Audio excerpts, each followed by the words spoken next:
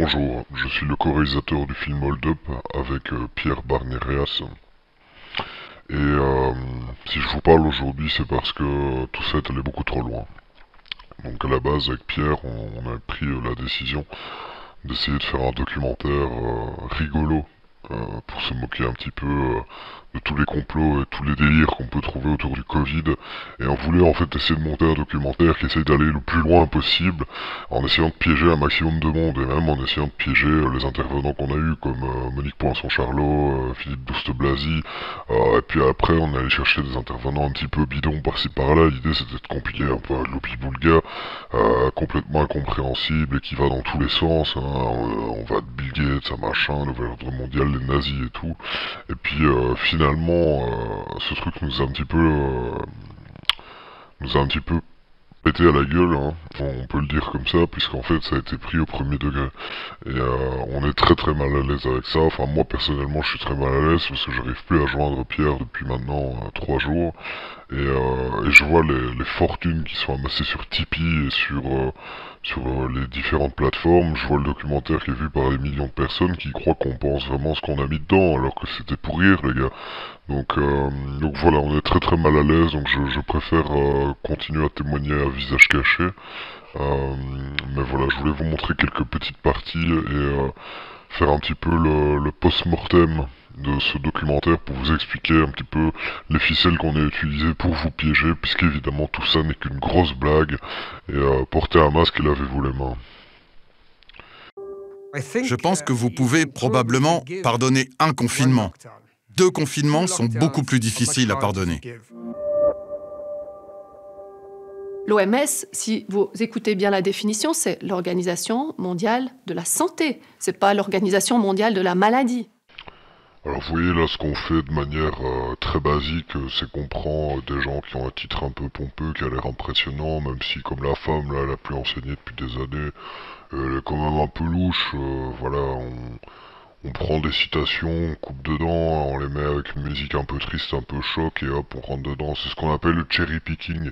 Et ce qui est marrant, c'est qu'on dénonce ça nous-mêmes dans le docu plus tard, mais en fait, tout le documentaire, c'est ce qu'on fait nous-mêmes. Et c'est ça qui nous rend fou, c'est que les gens ont pas vu la blague, hein. C'est qu'en fait, on dénonce les trucs, mais on utilise les mêmes techniques. D'ailleurs, il y a une musique dramatique tout le film, alors qu'on dénonce la dramatisation et la mise en scène des choses, alors qu'on fait que ça dans le docu, hein. Le monde médical et scientifique a perdu une certaine crédibilité parce que ce débat est clôturé. Le monde médical et scientifique a perdu une certaine crédibilité parce que ce débat est clôturé.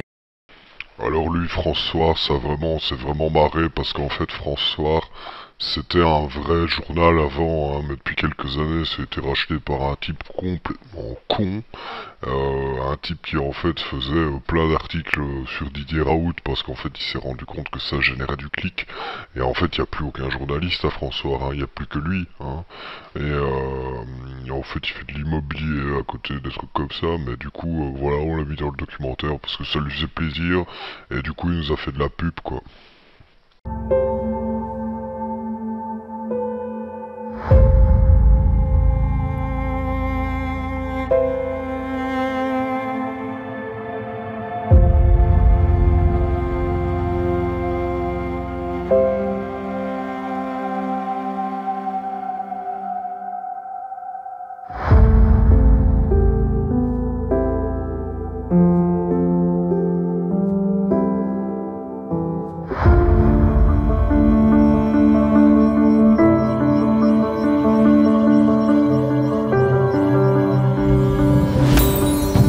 Salut les terriens, c'est moi Corona le virus. Alors ça, c'est un truc que j'ai payé mon petit cousin qui fait du After Effects, et il avait fait ça pour s'amuser à une planète Terre avec le coronavirus, et je trouvais ça marrant. Et Pierre il me disait bah non, les gens ils vont voir que c'est pour rire parce qu'on met un petit personnage coronavirus, et je dis bah allez vas-y, les gens ils sont cons, vas-y fais péter le petit personnage en dessin animé. Et alors on l'a fait, et les guignols c'est mon idée aussi. Et les gens ils y ont cru. Pendant le confinement, les femmes des aides-soignants dans les EHPAD, elles avaient même pas de Charlotte, mais... Alors ça, j'étais pas pour du tout. J'ai dit à Pierre, attends, on va se faire capter beaucoup trop vite, on va quand même pas mettre un taxi comme expert. Ah bah si, il a mis le taxi comme expert, en fait il était à la bourre pour le tournage, donc on a raté un invité, du coup il a filmé le taxi, il est rentré chez lui, et il l'a mis dans le montage, voilà. Confiné, parce qu'il y a des effets collatéraux systémiques qui sont absolument majeurs et que dans la balance bénéfice-risque, eh ben, les risques l'emportent beaucoup sur les bénéfices dans cette épidémie. Les effets collatéraux majeurs, ils sont à la fois sanitaires, sociaux, économiques, systémiques. Sanitaires, vous avez des infarctus non revascularisés sur le premier... Alors lui, on l'a juste mis parce que ses cheveux étaient marrants. Les mal dans la poitrine sont pas venus, sont retrouvés avec un cœur à la caisse en insuffisance cardiaque terminale. Vous avez des cancers, des leucémies, des lymphomes qui ont 3, 6 mois, 7 mois de retard diagnostique et thérapeutique. Et on voit des formes qu'on voyait plus depuis 30 ans, avec des pertes de chance. Non mais vous avez vu ses cheveux. Ah, qu'est-ce qu'on rigole. Vous contaminez, la contagion est là. Faites attention. Les corps sont menaçants, les visages doivent être cachés, masqués. Attention si on vous parle, si on vous tient un discours et qu'avec des postillons, attention. Alors elle, c'est une sociologue, on s'en fout, des trucs inutiles. On l'a juste pris parce qu'elle avait une tête rigolote et après aujourd'hui elle se plaint sur Twitter parce que on lui a pas donné le montage final. Bah non, on lui a pas donné le montage final. Si on lui avait donné le montage final, elle aurait pas voulu être dedans, hein. Donc on l'a diffusé, maintenant elle est pas contente, quoi. Comme Douste Blasi, quoi. On ne doit pas acheter de masques et d'ailleurs on ne peut pas en acheter puisque nous avons donné des instructions aux officines de pharmacie pour qu'elles ne distribuent des masques que sur prescription médicale. Non, il n'y a pas de risque de pénurie. D'abord pour les masques dits chirurgicaux, les bleus un peu plissés. En fait, on a des stocks d'État qui ont été réalisés dans des mandatures précédentes. Bon alors là dans le docu c'est quand on a commencé à sortir les grosses cartouches, hein, parce que quand on sort Sibeth and Die, on gagne à tous les coups, hein, c'est trop facile en fait avec ces gens-là, hein. Y a qu'à montrer ce qu'ils racontent, y a qu'à monter leurs contradictions d'une semaine à l'autre, c'est super simple, et quand elle explique que les Français ne pourront pas savent pas comment mettre un masque, et qu'après on est obligé de tous en mettre un, évidemment ça passe pas bien, donc ça c'est le cœur du docu, là ça marche à fond, et là c'est vrai, hein, ce qu'on raconte, c'est des cons, hein. Ils ont menti parce qu'ils avaient pas de masque pour les soignants, et puis ils ont pas voulu l'avouer, et du coup, bah, les gens y croient plus rien, hein. C'est normal, et c'est là où on arrive. Et ouais, ils ont fait un gros trou dans leur tête, et nous on va la remplir de merde. Et ouais, c'est ça qu'on fait. J'ai demandé à ce qu'on passe une étape au gouvernement, et je souhaite que dans les prochaines semaines, on rende obligatoire le masque dans tous les lieux publics clos. Et là c'est cool parce qu'il annonce un truc qui est respecté par tous les Français sauf un type de Français, c'est les politiques qui continuent à faire des discours sans porter leur masque et notamment parlent comme ça blablabla blablabla. Et les médias qui pareil invitent plein d'invités autour de leur plateau sans porter de masque parce que évidemment ça rend pas très bien à l'image. Donc ce qui les intéresse plus c'est l'image que la santé des gens et ils se retrouvent dans la merde. Et c'est là où on arrive et hop hop hop. Il faut réaliser qu'on a interdit les autopsies. Pour quelle raison, là aussi? Instruction de l'OMS, etc. Ceux qui ont un peu bravé les choses sont les Allemands qui ont fait des séries d'autopsies et qui ont justement permis de mieux... Alors là c'est un truc que Pierre voulait mettre et je lui dis mais non mais pas ça, c'est trop gros comme mensonge. Donc oui on a mis qu'on avait interdit les autopsies, ça sort de nulle part, hein. Ça sort de nulle part. Il y a juste un truc en Italie, voilà, on a décidé de le mettre et alors on a fait dire à la femme qu'il fallait comparer ça avec les Allemands, parce que les autopsies, les Allemands... Ouais, niveau autopsie, les Allemands ils s'y connaissent assez bien et souvent ça finit mal, donc ça fait un peu peur et c'est pour ça que tout à la fin du docu, on en arrive aux nazis. Vous voyez, on fait ce qu'on appelle un fusil de Tchekhov en fait. On pose le nazi et on le récupère à la fin. Annie, dis-toi Bob, qui va être assez con pour acheter du papier? Tout ça pour une grippe qui est moins forte qu'une grippe normale. Bon. Encore un truc avec lequel j'étais pas d'accord, j'ai dit à Pierre, déjà, si on met les guignols, on va passer pour des guignols, et puis on n'a pas les droits. On n'a pas le droit de juste aller prendre des captures d'écran sur YouTube comme ça, et de faire notre truc, quoi. Bah on l'a fait. Et du coup, c'est malin, parce que, vu qu'on a des images qui nous appartiennent pas, les vidéos, elles sont supprimées de partout, de toutes les plateformes où c'est mis, pour des raisons de droit d'auteur, sauf que du coup, les gens qui partagent, ils croient que c'est supprimé parce qu'on les censure. Et du coup, ils s'énervent. Et du coup, ils croient que ce qu'on raconte, il est vrai. C'est vrai. Parce que sinon, ça serait pas censuré. Alors qu'en fait, c'est juste censuré parce qu'on n'a pas payé les droits. Des produits de santé. L'ANSM a des remontées sur la dangerosité de l'hydroxychloroquine, sachant que son homologue, la chloroquine, est déjà vendue sur ordonnance. Bon, après, Agnès Buzyn, c'est trop facile, hein, je suis d'accord, hein, mais bon, voilà, ça sert la cause, quoi. Mais Buzyn, c'est un personnage en soi, hein, un personnage fictif, mais dans la réalité, merci En Marche, quoi. Elle est ministre de la Santé, elle se barre une semaine avant la première vague, elle se présente au municipal à Paris en étant sûre d'avance qu'elle va perdre pour aller rattraper la bite de Griveaux.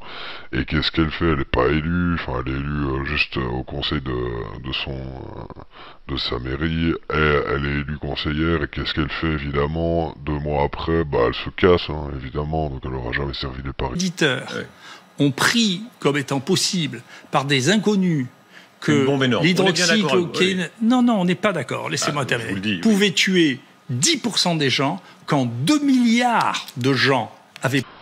Bah ça, Raoult, c'est parce qu'on l'avait mis dans la bande-annonce, c'est parce qu'on s'est dit que si on mettait Raoult, les gens ils allaient payer, donc on a dit qu'on allait défendre Raoult, donc on a défendu Raoult et les gens ils ont payé, voilà, même si tout ce qu'il raconte c'est faux, bah les gens ils ont payé. D'ailleurs la chloroquine on l'utilise quasiment plus nulle part, mais lui il continue à dire que ça marche. Sauf aujourd'hui il a publié un tweet pour dire que la nouvelle mutation du virus résiste moins à la chloroquine vu que ces chiffres commencent à être montrés comme étant mauvais. Bon maintenant ça marche plus quoi, mais avant ça marchait. Rapporte des archives secrètes de la CIA. Et pour savoir ce qu'on allait vivre 11 ans plus tard, en 2020, il suffisait de lire la page 250. Le déclenchement possible d'une pandémie mondiale, ce sera sans doute en Chine. Un virus de type H5N1, augmentant les chances de mutation d'une souche susceptible de provoquer une pandémie. La maladie tarderait à être identifiée. Il faudrait des semaines pour que les laboratoires fournissent les résultats définitifs confirmant l'existence d'une maladie risquant de muter en pandémie. En dépit des restrictions, des voyageurs présentant peu ou pas de symptômes pourraient transporter le virus sur les autres continents. L'absence d'un vaccin efficace ou d'immunité dans le reste du monde exposerait les populations à la contagion. Les pertes économiques à l'échelle mondiale entraîneraient l'infection d'un tiers de la population du globe et la mort de centaines de millions d'êtres humains. 1 an plus tard, en 2010, ce sont encore les États-Unis qui nous annoncent le pire. Grâce à ce milliardaire dont le nom Rockefeller est mondialement connu et qui laisse derrière... Alors ça, le rapport de la CIA, c'est vraiment un très très bon outil aussi parce qu'en fait, effectivement, ils l'ont prédit à peu près ce qui s'est passé, mais en même temps, c'est leur boulot. Ça fait quelques années qu'on en parle des pandémies qui vont nous tomber sur la gueule, notamment avec le réchauffement climatique et avec la mondialisation qui se fait de plus en plus extrême. Donc voilà, après dans le rapport secret de la CIA que je vous invite à lire, enfin qui est même pas secret, le rapport de la CIA, vous pouvez découvrir plein d'autres prédictions qui ne sont pas produites du tout. Donc évidemment quand vous prédisez plein de trucs, il y a bien un truc ou l'autre qui se produit. Et effectivement ils ont été clairvoyants sur la manière dont ça pouvait se produire. Maintenant la CIA ils sont quand même pas très malins de publier leurs plans, parce que bon le bouquin c'est pas un truc c'est pas comme s'ils avaient volé des rapports secrets de la CIA, hein. C'est juste des trucs qui étaient publiés. Bon après la CIA ils sont vraiment nuls en complot, hein. Quand on voit le nombre de fois ils ont essayé de tuer Castro. Un homme qui voit loin, très loin, lui aussi est un prophète comme on n'en fait plus.